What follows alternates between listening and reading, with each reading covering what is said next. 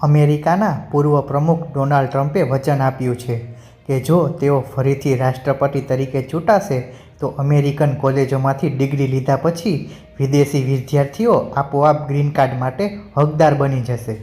તેમણે કહ્યું કે આ સાથે ભારત અને ચીન જેવા દેશોની પ્રતિભાઓ તેમની ડિગ્રી લઈને ઘરે પરત નહીં ફરવું પડે. ટ્રમ્પે કહ્યું કે અમેરિકાને આગળ લઈ જવા માટે સક્ષમ લોકોની જરૂર છે. તેમને અમેરિકામાં રોકવાની જરૂર છે, દેશની બહાર મોકલવાની નહીં.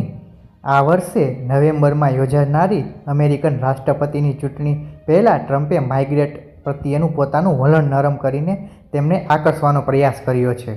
અમેરિકામાં ભારતીયોની સંખ્યા વધારે છે, તેથી ગ્રીન કાર્ડનો લાભ પણ તેમને વધુ મળશે.